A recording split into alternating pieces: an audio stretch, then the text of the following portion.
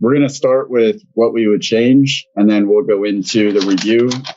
We give it a 1 out of 5 fucks. These are how many fucks we give about it.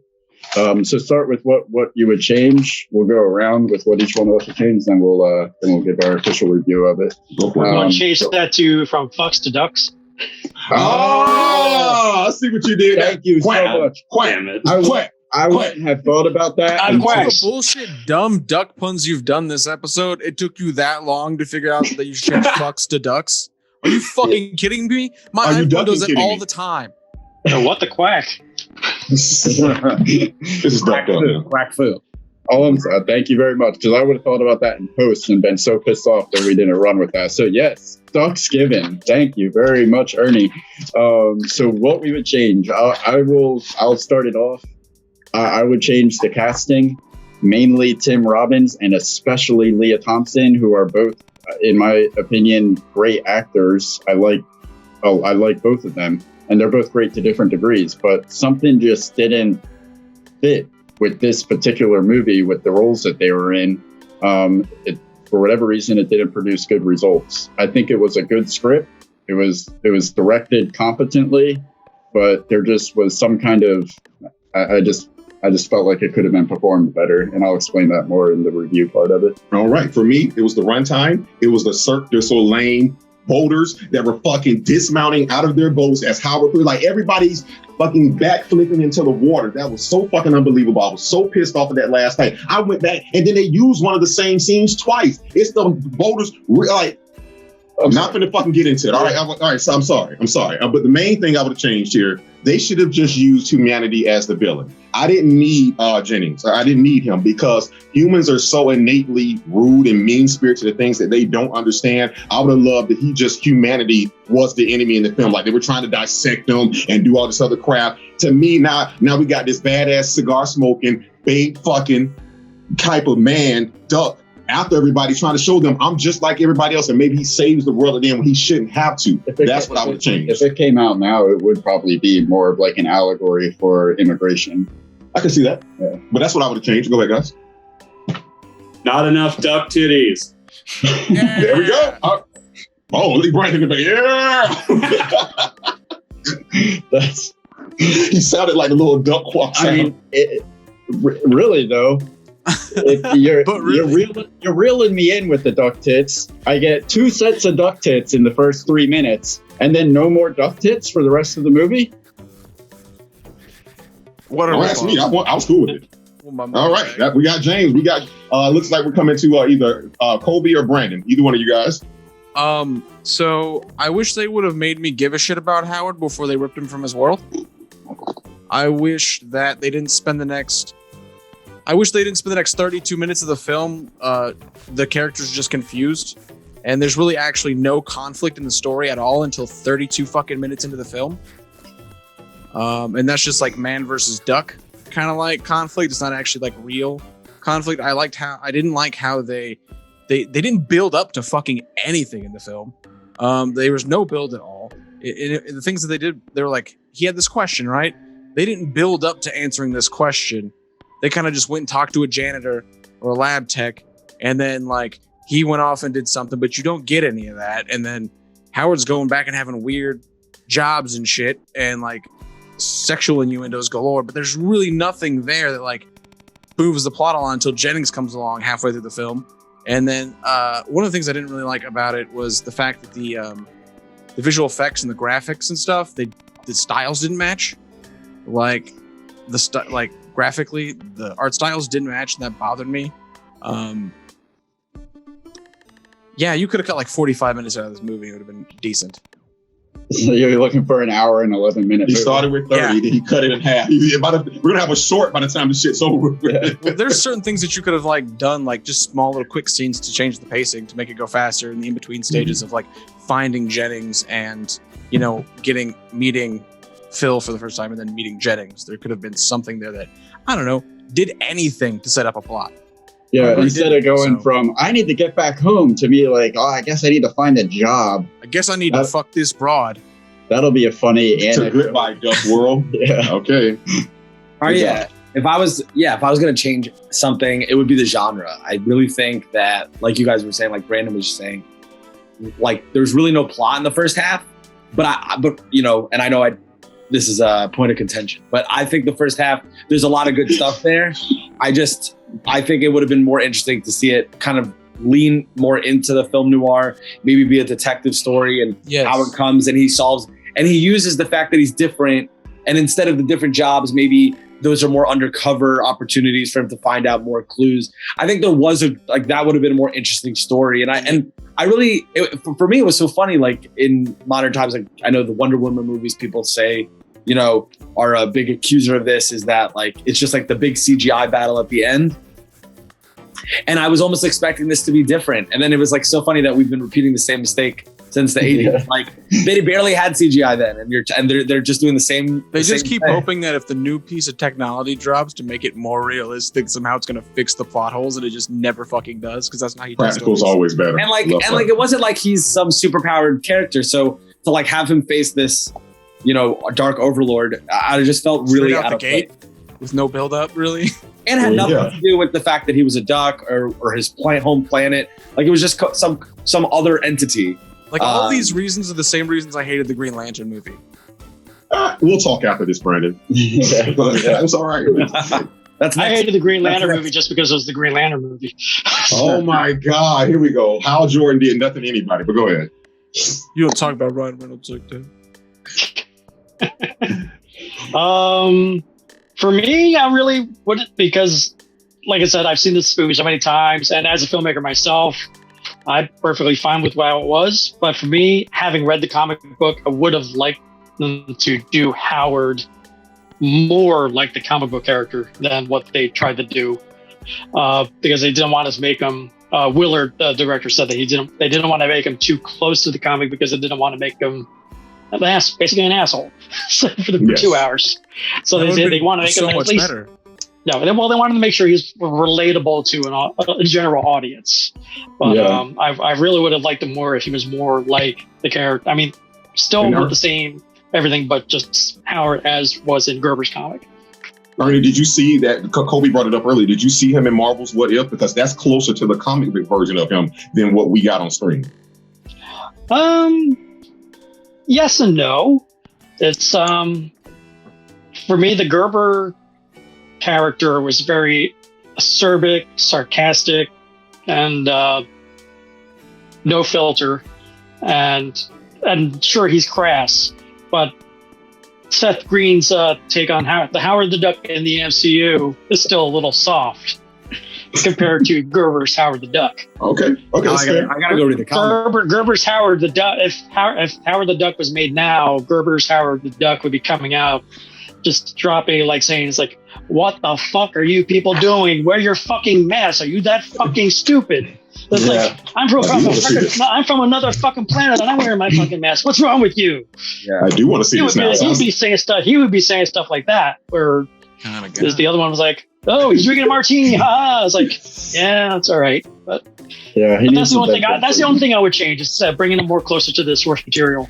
You have to still keep it the same cast crew script. I want to just keep Howard closer to Howard. Okay. I have a prepared statement for my review. Let the record reflect. Yeah. What's the word 7 steps ago? All right, so the movie can't be taken seriously, and with that, you can enjoy it. It makes more sense after, like I said, hearing what Miles said about Willard Hayek's sense of humor. But the problem is that it never really accomplishes establishing this to let the audience in on the joke. It's like it can't decide if it wants to be based in reality or just be weird and wacky. It goes back and forth between. Well, fix that. You wrote it. Do it. Nah, it's weird and wacky. Thank you. All right. Scientists bring the first extraterrestrial to Earth, and they jump straight to trying to send it back.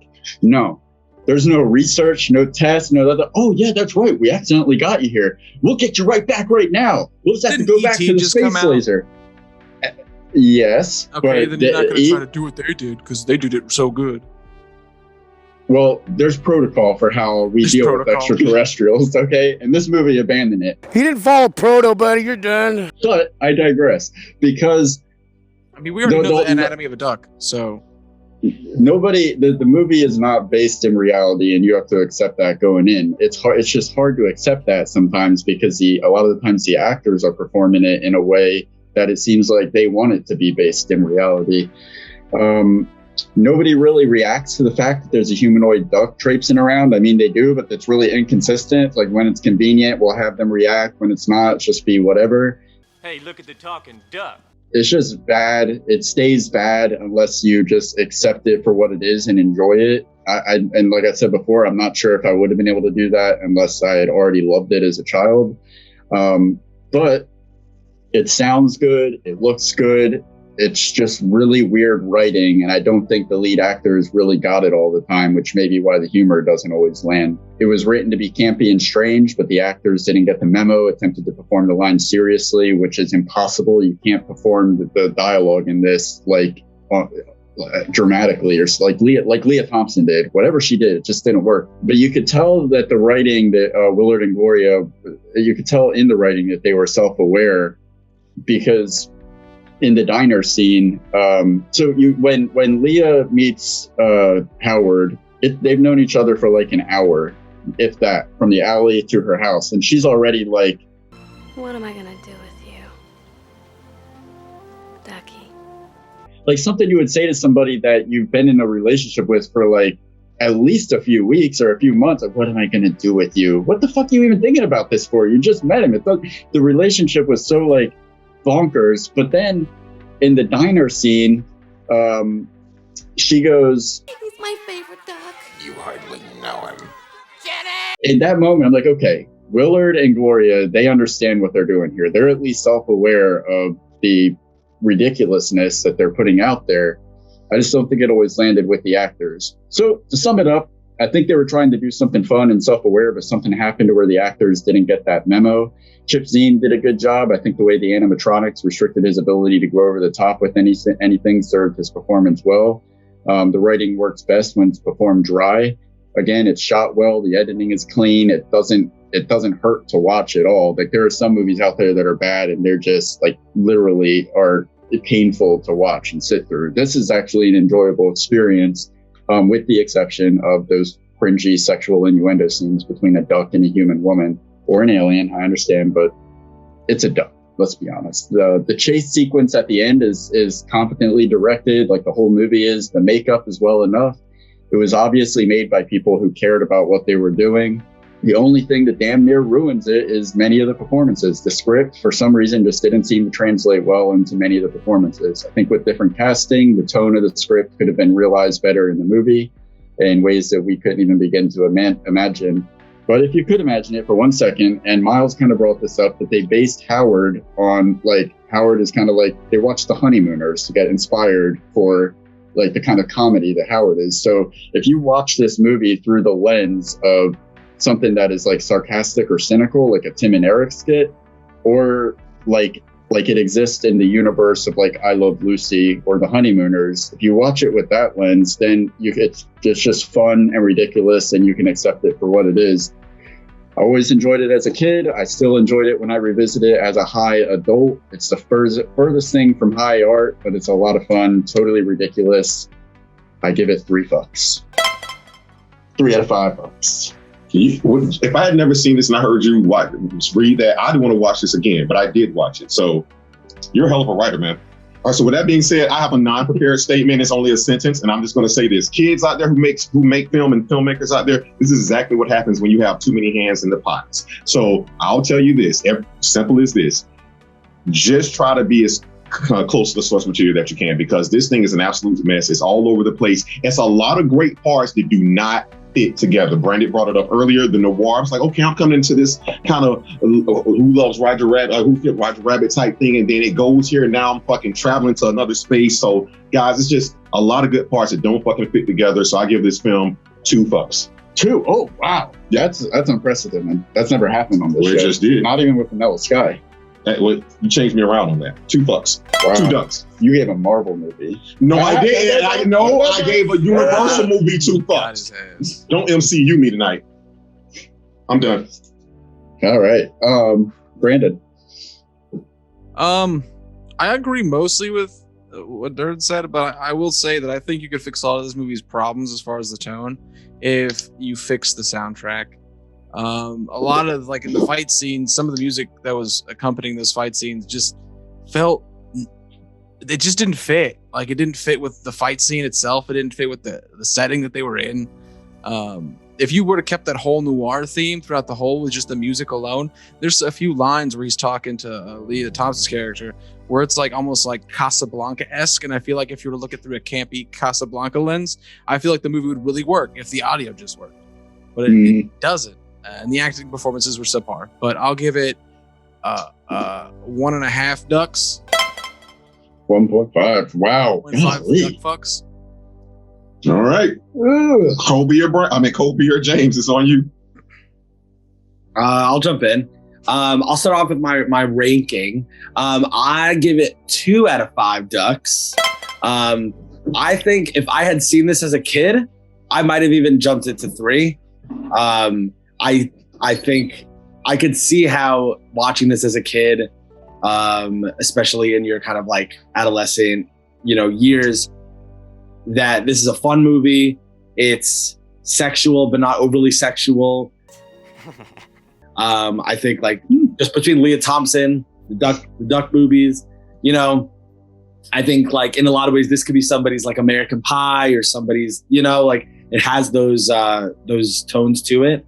While most of you disagree, I really enjoyed the first half. Like I'd actually watch the first half again. Like, if it was the second half, Durden, you said before about, or you guys said before about, did we go on our phones? The second half for me, like it really lost to me. I really just didn't care. But the first half, I was like, where is this going? But enough that I was interested. It just unfortunately didn't really go anywhere that interested me. So again, 2 out of 5 ducks. Would have been 3 if I was born maybe 10 years before. Okay, that's fair. That's a fair assessment. James? It's going down. I would have to say straight down the middle, 3 out of 5 ducks. It wasn't, like I said at the beginning, it wasn't as bad as I was building it up to be in my head, but I can't call it a good movie. It's all over the place, like you guys said. It drags, especially in that second act. And it felt like you wanted to throw everything into that second act and just make it as batshit, it's insane as possible. Like, here's a car chase, here's a giant monster, here's explosions, everything. And the whole time I'm just kind of like, okay, whatever.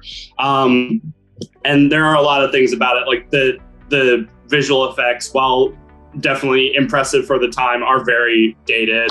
The dialogue is just really, really awkward, but I still had a good time watching it. I kind of appreciated like the awkwardness and how it becomes like unintentionally funny. Yo, how weird. And it was very ambitious. Like, say what you will about it, is a very ambitious movie, and I don't think it deserves to be considered like one of the worst comic book movies of all time, especially because things like Dark Phoenix and Josh Trank's Fantastic Four exist. Batman and Robin. Batman and Robin. I would rather watch this again than like Thor: The Dark World, because those movies are just as bad but not as entertaining and fun to watch. So Definitely. All right, Ernie, what's your review? Bring this average up for us. I'm gonna bring the average up. I'm gonna give this thing 3.5 quacks, 3.5 ducks, 3.5 fucks out of 5. However we want to spin this ducky. I absolutely 100% admit and acknowledge the movie has some flaws, some serious flaws. What film doesn't? And considering what it came out at the time, a lot of the stuff which some people will say is outdated, I beg to differ that a lot of the animatronics and the stop motion effects are even better than what we get in CGI, and even the big budget ones, not the low budget ones, but the big budget ones. And like I said, and I disagree. A lot of the acting, sure, is all over the place, but I think for the film, the acting serves the film perfectly. And I totally agree. That I was like, maybe they didn't know what they were trying to do and what they're trying to get. But I have the foreknowledge of what the director told me. So he said they were trying to bring as much of Gerber's universe into what they can in 2 hours. So that's where it seems so scattershot. Like, it was like, well, I'm going to get a job. Literally in Howard the Duck, the comic book, every issue is him trying to find a new job. So that's like something they want to carry over, and the whole Dark Universe, Dark Overlord thing was encapsulating the villains in Howard the Duck, the comic. Yes, soon the Dark Overlords will engulf the Earth.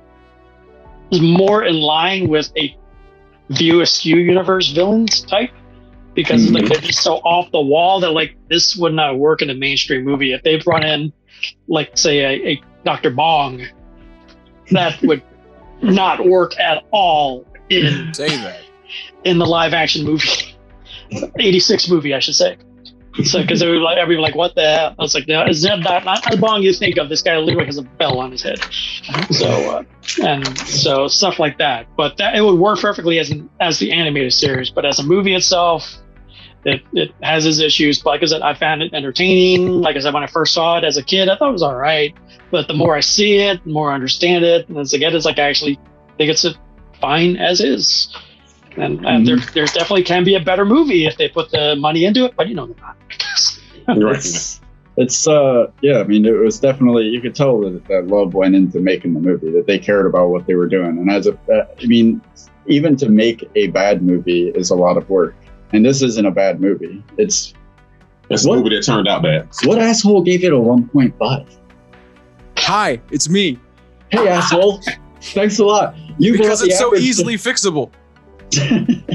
just take the shit out. Just cut it down and change the score. You'd be fucking fine. I like to imagine what the atmosphere was like when they screened it for the first time with the executives. Like, all right, guys, come on, let's do a preview. What they were thinking, just sitting there like, oh, fuck. Just like how they're going to be looking for a job. Just like how they're going to be looking for a new job. They were like, I I fucking love this duck. I would have just loved to be in the theater with people on opening night Ducks watching awesome. this. Yeah, documentary. Yeah, that's a good point, James. Ernie, you were there opening weekend. What was it like watching this opening weekend in the theater? Like, what was the atmosphere like? I can't remember. It was in the suburbs of New Jersey, so there wouldn't be a big crowd. But I'm pretty sure there wasn't that many people there when I went, and it would have been the early matinee. So I can't really speak to just how everybody else took the movie in, because there wasn't that many people there. But it's brought up in our documentary as we talk to people who've seen the movie and other stuff. That is a good segue. We'll get out of Fuck's Given with a 2.5 average with our 3, 2, 2, 1.5, 3, and then Ernie's 3.5. That gives us a 2.5 Fuck's Given for Howard the Duck, literally straight down the middle. It's ducking average. Yes.